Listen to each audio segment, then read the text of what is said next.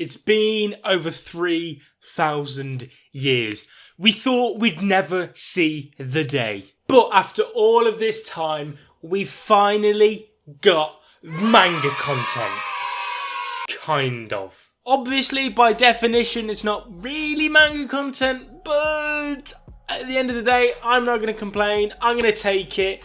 And I love it. Yo, what's going on, everyone? Welcome back to the Shonen Central YouTube channel. My name's Harrison Senpai, and with today's episode of Boruto, we can finally say that we're in the Mujina Bandits arc. So then, first things first, if you guys did enjoy today's Boruto episode, then be sure to leave a like on the video, and also in the comment section down below, leave your answer to today's question of the day. Yes, I'm bringing that back, but today's question of the day is: what did you think of this new interpretation to the start of the Mujina Bandits arc? Anyway, back to business. Let's review this shit. If there's one thing I can associate with this episode, it would probably be mystery. I really like the idea of infiltrating a prison and under the circumstances that they're under for a mission. I think it's really interesting. It's a little bit different, something we've not really seen before all too much in the Naruto franchise,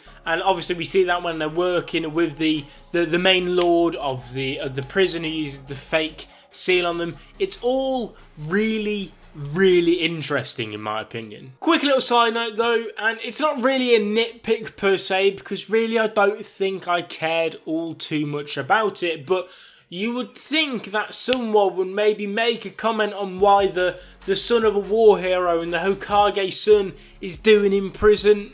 I don't know, maybe that's just me. Also, on the topic of nitpicks slightly, I just want to quickly get this one out of the way. Why were there a ton of wires going down to where the fruit was?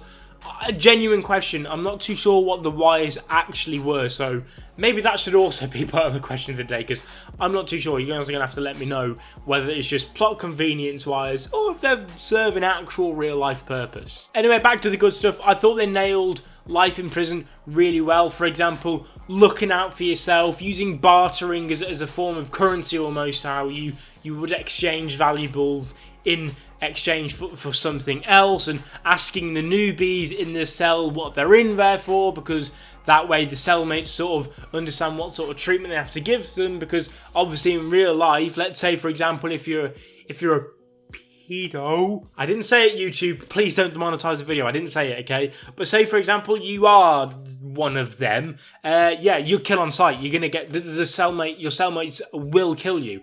Obviously, that's the type of stuff that goes down in the prison, and I thought they nailed it accurately enough for the anime. Anyway, on a slight lighter note, Sarada! Man, my girl looks great in this new outfit she's got. I don't know what's happened in the past week or so, because I never used to be a massive fan of Sarada. Like, I didn't hate her, but I didn't really have much interest in her. It's just a personal preference I had, really. Like I said, I didn't really dislike her at all, but since the latest Boruto chapters come out, I don't know why, and seeing her in this new outfit, like, I am team Sarada now, okay? I'm on your side. Her mission actually really interests me, because obviously she's not just there for education or journalism or whatever the fake circumstances she's been thrown into, but purely for the fact that her actual role in the mission was kept secret from us, the viewers,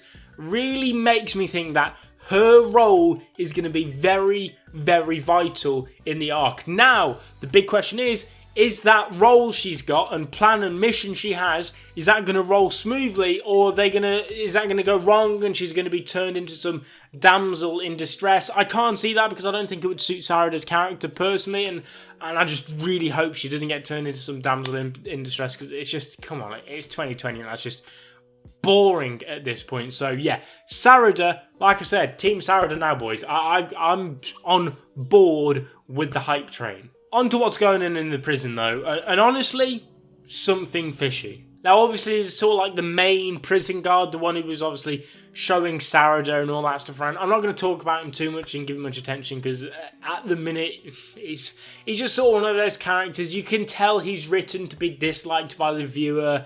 It's nothing entirely new really, so we'll see what his character does later on in the arc, but not going to give him much attention right now. However, the whole Kokiri being targeted plot, something fishy's going on there. Now, either Studio Period went full PG, family friendly, and just censored any form of blood and violence whatsoever, or something genuinely fishy is going on, because the knife he got stabbed with was spotless. Wasn't a drop of blood on him at all. And also, the orders were given to stab deep and kill Kokiri. He was stabbed in the shoulder, and like I said, no sign of blood or any wound. Like, he has more chance of stubbing his toe and dying from whatever that pathetic attempt at a murder actually was. So, potentially, something fishy could be going on there. I'm not too sure. We'll see in future episodes, obviously, what type of character Kokiri ends up turning into. But I want to give a good, big shout out to my friend Quan over on Twitter for this theory. And also, if you are anime onlys, slight little manga spoilers coming up right now. You've been warned. The guy in solitary confinement, I want to say his name's Tsukio, the guy with the green hair. I'm slightly torn on what his character actually is. For example, and the big giveaway, and the thing that set off all the alarm bells in my head, is the green hair. First thought I had, he's related in some way, potentially, to Shijoji, because green hair, that shade of green hair, is the same as Shijoji, the leader of the Mujina Bandits' hair.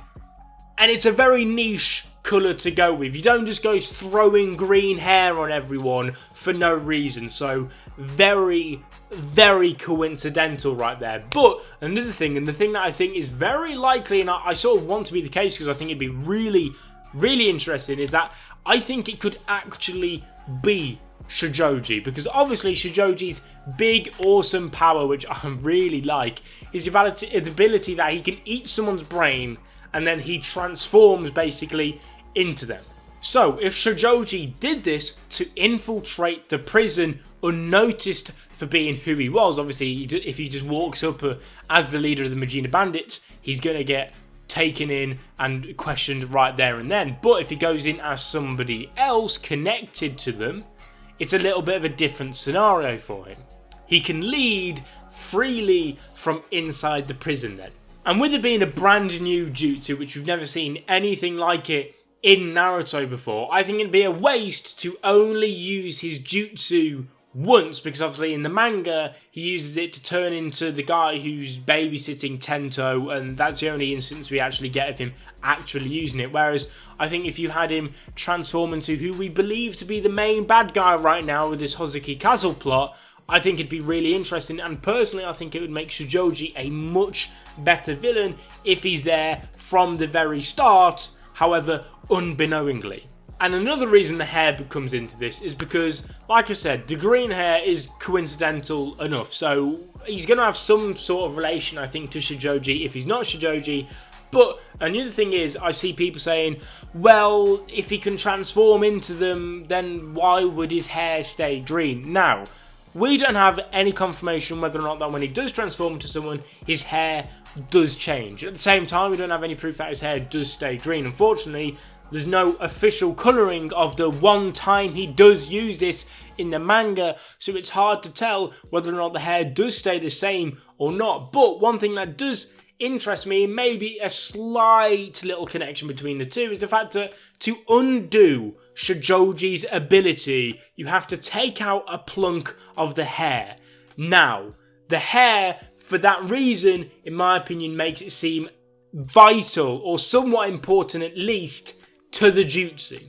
Like I said, the episode's full of mystery. It could purely all just be a coincidence. Only time will tell. Overall, an absolutely solid start to these next 11 episodes. If you wasn't aware, it has been confirmed by a screenwriter for the Boruto anime from Studio Period that this Mujina Bandits arc is going to be split into two main sections. The first 7 episodes, I believe, are going to be focusing on the Hozuki Castle plot, whereas the final 4 episodes, you can presume, are going to be fully adapting the manga content.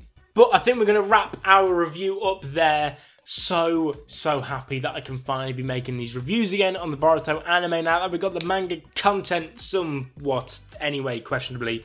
If you did enjoy, leave a like on the video. Like I said, answer the comment question of the day in the comment section down below. Subscribe if you're not already to become a member of the Senpai Squad.